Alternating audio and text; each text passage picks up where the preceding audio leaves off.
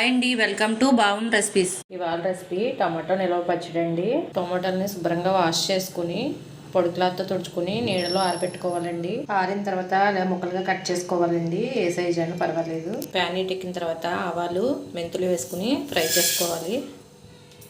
మెంతులు ఆవాలు ఫ్రై అయిన తర్వాత ఇలా ఒక ప్లేట్లో తీసుకుని పక్కన పెట్టుకోవాలి. ఇప్పుడు కొంచెం ఆయిల్ వేసుకుని కొంచెం వేసుకోవాలండి. టమాటాలు అడిగట్టకుండా టమాటా ముక్కల్ని ఇందులో యాడ్ చేసుకోవాలి. టమాటాలు ఇలా ఉడకాలండి. ఈ వాటర్ అంతా పోయే వరకు ఉడికించుకోవాలి. ఇలా ఉడికితే సరిపోతుంది. ఇప్పుడు స్టవ్ ఆఫ్ చేసుకుందాం. కేజీ టమాటాలకి 100 గ్రామ్స్ చింతపండు వేసుకోవాలి. చింతపండు మిక్సీ జార్లో వేసుకుని 100 గ్రామ్స్ కల్లుప్పు వేసుకోవాలండి. ఇప్పుడు మిక్సీ పట్టుకోవాలి. ఇలా మిక్సీ పట్టుకున్న చింతపండుని ఉప్పుని టమాటాలో యాడ్ చేసుకోవాలి. వేయించి పక్కన పెట్టుకున్న మెంతులు ఆవాల పొడిని కూడా యాడ్ చేసుకోవాలండి. వెల్లుల్లిపాయలు కూడా పొట్టు తీసుకుని కచ్చపచ్చగా మిక్సీ పట్టుకోవాలండి. మిక్సీ పట్టుకున్న వెల్లుల్లిపాయలు కూడా యాడ్ చేసుకోవాలి. ఇందులోనే కారం కూడా వేసుకోవాలండి. కేజీ టమాటాలకి ఈ కప్పుతో 3 కప్స్ వేసుకోవాలి.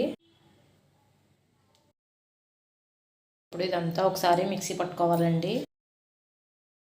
ఇలా మిక్సీ పట్టుకున్న తర్వాత పోపు వేసుకోవాలండి. ప్యాన్ హీట్ ఎక్కిన తర్వాత ఆయిల్ వేసుకోవాలండి.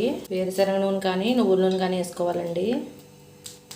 200 గ్రాముల నూనె పడుతుందండి. ఆయిల్ హీట్ ఎక్కిన తర్వాత కచ్చాపచ్చగా దంచిన వెల్లుల్లి రబ్బలు వేసుకోవాలి. అవి కొంచెం వేగిన తర్వాత శనగపప్పు, మినపప్పు, జీలకర్ర, ఆవాలు వేసుకోవాలి. పోపులు వేగిన తర్వాత కరివేపాకు వేసుకోవాలండి.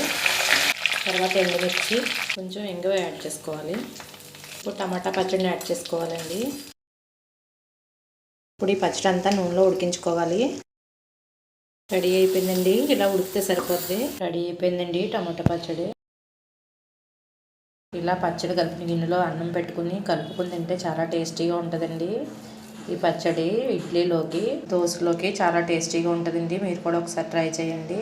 చాలా బాగుందండి. ఇలాంటి గాజు జార్లో కానీ జాడీలో కానీ పెట్టుకుంటే 1 ఇయర్ వరకు నిల్వ ఉంటుందండి. ఈ వీడియో కనుక నచ్చితే లైక్ చేయండి, షేర్ చేయండి. మరిన్ని రెసిపీస్ కోసం సబ్స్క్రైబ్ చేయండి.